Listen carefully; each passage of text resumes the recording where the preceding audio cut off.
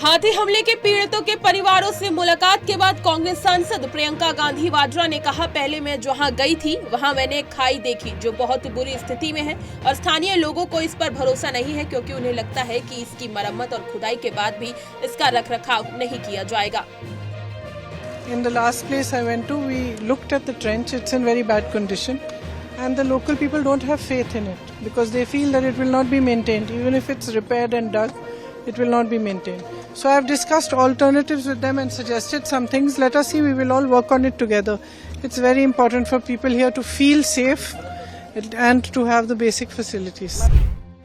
कांग्रेस सांसद गौरव गोगोई ने मणिपुर के मुख्यमंत्री एन बीरेन सिंह के इस्तीफे पर कहा, विपक्ष तो बार बार मणिपुर की बात उठाता है, लेकिन अफसोस की बात यह है कि उनके पास आज भी मणिपुर में शांति बहाल करने के लिए कोई योजना नहीं है क्योंकि उनके पास अविश्वास प्रस्ताव के लिए संख्या बल नहीं है, तो वहीं इसलिए वो मुख्यमंत्री बदलना चाहते हैं। देखिए, विपक्ष तो बार बार मणिपुर की बात उठा रहा है ही। भाजपा जितने बार मणिपुर के मुद्दे को दबा रही है, हम मणिपुर की स्थिति पर और प्रकाश डालने की कोशिश कर रहे हैं और कहीं ना कहीं हमारा दबाव भी काम में आया।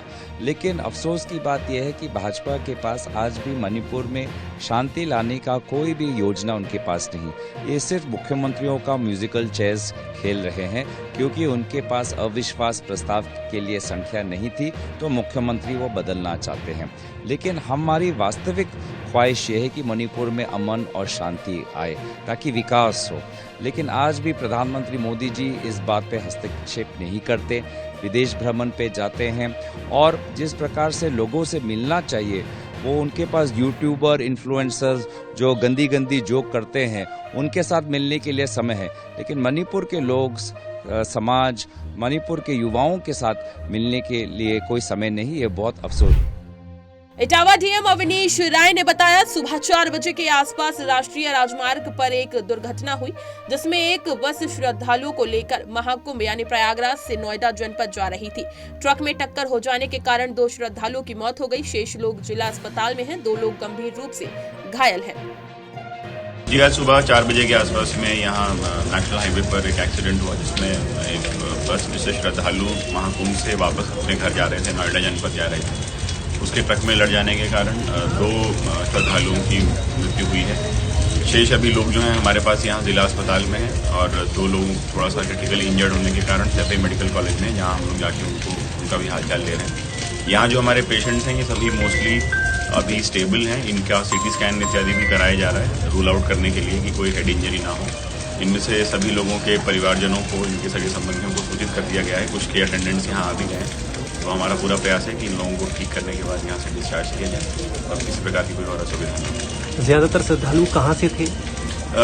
जो लोग अभी जा रहे थे, ये लोग नोएडा जा रहे थे। इसमें से कुछ लोग रहने वाले बिहार के भी हैं, नोएडा में अपने अपने काम के प्रयोजन से या अन्य प्रयोजनों से वहाँ या तो किराएदार के रूप में रहते हैं। कुछ लोग नोएडा जनपद के भी हैं, तो वहाँ भी उनको सूचना करा दी गई। कांग्रेस सांसद राजीव शुक्ला ने मणिपुर के मुख्यमंत्री एन बीरेन सिंह के इस्तीफे पर कहा, यही इस्तीफा पहले करवा लेते तो वहां के हालात सुधरते तो बहुत अच्छा होता। बीरेन सिंह तो ऐसे भी जाने वाले थे, मणिपुर पर इतना संकट आया तो अब इस्तीफा करवाया गया। देखिए, ये तो बिल्कुल सच है कि मणिपुर में 2 साल तक भयानक नरसंहार होता रहा, महिलाओं की इज्जत के साथ खिलवाड़ होता रहा, कानून व्यवस्था सत्यानाश रही और इस सरकार के कान पे जूं तक नहीं रखे। यही इस्तीफा पहले करवा लेते और वहां हालत सुधारते तो शायद बहुत अच्छा होता। 2 साल बाद केंद्र सरकार जागी और उनका इस्तीफा करवाया। जब उन्होंने बहुमत खो दिया, कांग्रेस विश्वास प्रस्ताव ला रही थी, उसमें भाजपा के लोग भी समर्थन करने वाले थे, तो वीरेंद्र सिंह तो ऐसे भी जाने वाले थे। तब मजबूरी में उनका इस्तीफा किया, जिद में उनका इस्तीफा नहीं कराया। मणिपुर के हजारों लोग जो है तबाह हुए, लोग परेशान हुए, घर बार हुए, मतलब लोगों के जलाए गए, इतना संकट हुआ, लेकिन ये सरकार नहीं चाहती।